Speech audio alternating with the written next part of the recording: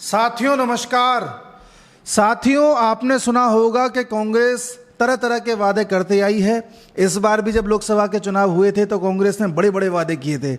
आपको वो guarantee card याद होगा, खटाखट खटाखट खटाखट 8,500 रुपये हर महीने आपके खाते में आएंगे। आप एक बार 4 जून आ जाने दीजिए, 5 जून से आपके खाते में पैसा आना स्टार्ट हो जाएगा। 1 लाख रुपए एक साल में आएंगे और युवाओं को हम इतना पैसा देंगे, महिलाओं को इतना पैसा देंगे। आपने सुना होगा, ये तो आपको याद होगा क्योंकि लोकसभा की बात है। कुछ चीज़ें मैं आपको याद करा देता हूं, फिर बताता हूं कि इस समय देश में हालत क्या है। हिमाचल प्रदेश में इस वक्त कांग्रेस की सरकार है और हिमाचल प्रदेश में जब चुनाव हो रहे थे तो कांग्रेस ने वहां के लोगों से वादा किया था कि हम आपको बिजली फ्री देंगे, हम आपको ओल्ड पेंशन स्कीम लागू कराएंगे, हम आपको 1 लाख नौकरियां देंगे सरकारी, 1 लाख। प्रियंका गांधी वाड्रा ने इसका वादा किया था। साहब ठीक है, इनकी सरकार बन गई, लोग बातों में आ गए इनकी में। आज हिमाचल प्रदेश की स्थिति ये है कि सरकारी कर्मचारियों को ओल्ड पेंशन स्कीम तो छोड़िए, नई नौकरी देना तो छोड़िए, जो ऑलरेडी सरकारी कर्मचारी हैं उनको पेमेंट ही नहीं मिल पा रहा है। जी, ऐसा पहली बार हुआ है कि उनका पेमेंट डिले हो गया और जो पेंशन जिनको मिलती है उनको पेंशन नहीं मिल रही है। हिमाचल प्रदेश सरकार पर 90,000 करोड़ का कर्ज हो चुका है, 90,000 करोड़ का। और इतना ही नहीं, 125 यूनिट बिजली फ्री देने का भी इन्होंने ऐलान कर दिया था, दिल्ली सरकार की तर्ज पर, केजरीवाल की तर्ज पर।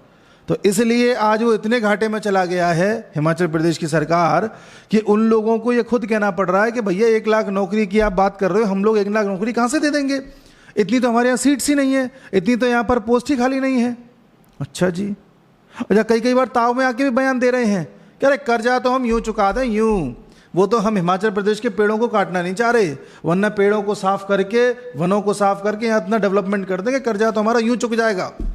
अच्छा जी, मतलब आप जनता को बेवकूफ़ समझते हैं कि जब चुनाव आएंगे आप कुछ भी बोल दोगे, जनता आपकी बातों में आ जाएगी, है ना? यही तो सोच रहे हैं ना आप। चलिए, दूसरा केस है कर्नाटका का। कर्नाटक में भी कांग्रेस की सरकार है। कर्नाटक में कांग्रेस की सरकार ने सेम वादे किए, हम ओल्ड पेंशन स्कीम लागू करेंगे, हम आपके लिए बिजली फ्री करेंगे, हम आपके लिए रोजगार देंगे, इतने सरकारी नौकरियां देंगे। कर्नाटक में भी स्थिति ये है कि वहाँ भी फाइनेंशियल क्राइसिस आ चुका है। जी, आपको मैं एक वीडियो में बता चुका हूँ, ये मैंने वर्ल्ड अफेयर्स इनसाइट्स पर वीडियो डाला था, मेरा चैनल है दूसरा, उसमें मैं बता चुका हूँ। चलिए केरल पे आइए। केरल में कांग्रेस की सरकार नहीं है, वहाँ पर लेफ्ट की सरकार है। आप जानते हैं केरल इतना ज़्यादा फाइनेंशियल क्राइसिस में जा चुका है कि अपने 5.5 लाख सरकारी कर्मचारियों को पैसे नहीं दे पा रहा। तब ये अप्रैल की बात है। तब केरल ने सेंटर से गुहार लगाई कि हमें कुछ पैसे दे दो, हमें कुछ पैसे दे दो। सेंटर ने कहा कि चलो सोचते हैं। मामला सुप्रीम कोर्ट के पास गया। सुप्रीम कोर्ट ने कहा कि भाई देखो सेंटर, तुम्हारी जिम्मेदारी तो देखो तुमने पूरी करी है, लेकिन अभी केरल बेचारा ज़्यादा परेशान हो गया है और हम ये जानते हैं कि इसने फ्री बीज दे करके फ्री का करके अपने आप को डुबा लिया है, लेकिन एक बार इसकी मदद कर दो। तो सुप्रीम कोर्ट के कहने पर केंद्र सरकार ने केरल सरकार को 21,000 करोड़ रुपए का जो है भुगतान राशि दी है थोड़ी, कि भैया अपना काम चला। उसी प्रकार से पंजाब सरकार, पंजाब के बारे में भी आपको पता होगा, आम आदमी पार्टी की सरकार है, फ्री वहाँ भी चलता है, वो भी फाइनेंशियल क्राइसिस में है इस वक्त। इन सभी सरकारों को मिला दें तो करीब 5 लाख करोड़ के नुकसान में चल रहे हैं। और दिल्ली में तो घोटालों की बात ही मत करिए। दिल्ली में सड़जी तो जेल में थे ही, सड़जी की आधी पार्टी जेल में है, अमानतुल्लाह खान भी जेल में जा चुके हैं, वक्फ बोर्ड में घोटाला किया था। और एक रिपोर्ट के अनुसार 2023 में, पिछले साल, सड़जी को जेल न जाना पड़े, वकीलों की जो फौज उन्होंने तैयार करी है उसमें वकीलों के द्वारा अपने आप को लंबे समय से जो बचाते रहे तथा अन्य लोगों के जो केस लड़वाते रहे, उसमें खबर आई है एक सूत्र से कि सड़जी ने 1 साल में वकीलों पर 25 करोड़ रुपए खर्च किए हैं, 25 करोड़ रुपए। और इतना ही नहीं, पिछले 3 साल में आम आदमी पार्टी का एडवर्टाइजमेंट कराने में 1100 करोड़ रुपए खर्च किए हैं, 1100 करोड़ रुपए। ये किसका पैसा है? ये टैक्स पेयर का पैसा है। ये लोग जनता को इतना गुमराह करते हैं, इतना बेवकूफ़ बनाते हैं कि इन्हें पता है कि भाई कुछ लोग इनके, देखो कुछ लोग धर्म और जाति के बेसिस पे वोट दे जाएंगे इनको, क्योंकि उन लोगों को बीजेपी को वोट देना नहीं है। बाकी कुछ लोगों को पैसे का लालच दे दो कि बसों में महिलाओं को जाना फ्री है, है ना, बिजली फ्री है, पानी फ्री है, ये फ्री फ्री करके पता है लोगों को जो है गुमराह करते रहो, और उन्हीं के टैक्स से अपने जो है केस लड़ते रहो, घोटाला करते रहो, तरह तरह की चीज़ें करते रहो। कौन पूछ रहा है? ये हो रहा है इस देश में। अब आप में से कई लोग कहेंगे कि मोदी जी भी तो यही करते हैं, वो भी तो फ्री राशन दे रहे हैं। भाई मोदी जी बिल्कुल फ्री राशन दे रहे हैं, मान लिया आपकी बात। किसानों को हर साल 6,000 रुपये, हर महीने, हर साल 6,000 रुपये दे रहे हैं, मान लिया आपकी बात। लेकिन कभी मोदी जी ने ये तो नहीं कहा ना कि हम कर्ज में डूब गए हैं, हमारे पास पैसा नहीं है।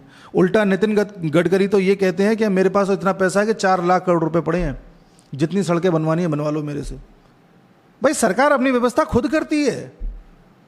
आम आदमी पार्टी ने जब पंजाब का इलेक्शन लड़ा था 2022 में, तो इलेक्शन के दौरान वादे तो कर दिए दुनिया भर के, हम ये करेंगे, वो करेंगे, ये करेंगे, वो करेंगे। और जैसी सरकार में आए भगवंत सिंह मान, तब पता क्या कहते हैं कि देखो मैं वादे तो पूरे कर दूंगा, लेकिन केंद्र सरकार मुझे 64,000 करोड़ रुपए दे दे तो मैं कर दूंगा। ये कौन सी बात है? ये कौन सी बात है? चलिए, आप अब कहेंगे कि मोदी जी जो इतना ये पैसा वैसा बांट रहे हैं, इसका क्या? भाई मोदी जी गुजराती आदमी हैं, वो आपको अगर 2 रुपए बांट रहे हैं तो 20 रुपए कहां से आएंगे, उसकी जुगाड़ पहले कर चुके हैं जी। आपको याद होगा मोदी जी ने एक स्कीम, क्या एक आह्वान किया था कुछ साल पहले, लगभग 8 साल पहले, कि जो लोग सक्षम हैं, जिनको लगता है कि वो गैस की सब्सिडी नहीं लेना चाहते, तो वो अपनी स्वेच्छा से सब्सिडी छोड़ दें। और लाखों लोगों ने सब्सिडी छोड़ दी थी गैस की। जैसे हमारे आपके घर में जो सिलेंडर आता है, उसमें जो पैसा है वो हमें पूरा देना पड़ता है, लेकिन कुछ पैसा सब्सिडी के रूप में कट करके हमारे खाते में आ जाता है ऑटोमेटिक। कुछ लोगों ने कहा कि हमें ये पैसा नहीं लेना खाते में, हम ले लेंगे सिलेंडर 1100-1200 का, जितने का आ रहा है हम ले लेंगे। तो मोदी जी ने कहा जो सक्षम है वो छोड़ दें, जिससे कि जो पैसा बचेगा उससे मैं गरीबों को गैस तथा अन्य चीज़ें दे पाऊंगा। ये तरीका होता है, इनकी तरह नहीं होता। आप बात समझ रहे हैं? अब आप कहेंगे कि योगी जी ने भी तो यूपी में सैलरी नहीं दी लोगों की। बिल्कुल नहीं दी।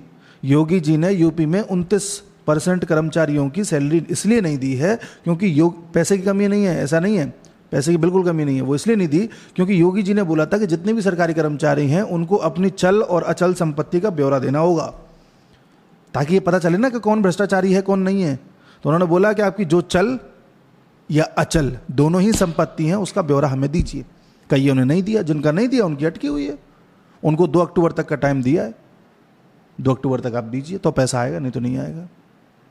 तो साहब ये कहानी है।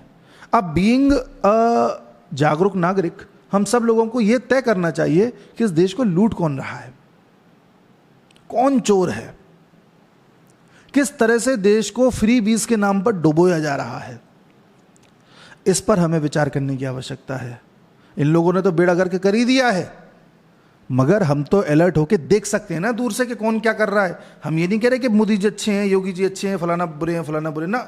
सबको एक फ्रेम से देखिए आप कि कौन क्या कह रहा है, कितनी प्रैक्टिकल बात है, हो पाएगी कि नहीं हो पाएगी, कर पा रहे हैं कि नहीं कर पा रहे हैं, और कहीं ऐसा तो नहीं है कि ना कर पाने के चक्कर में बेड़ा गर्क कर दे रहे हैं। इस पर हमें विचार करना चाहिए। तब तक के लिए नमस्कार।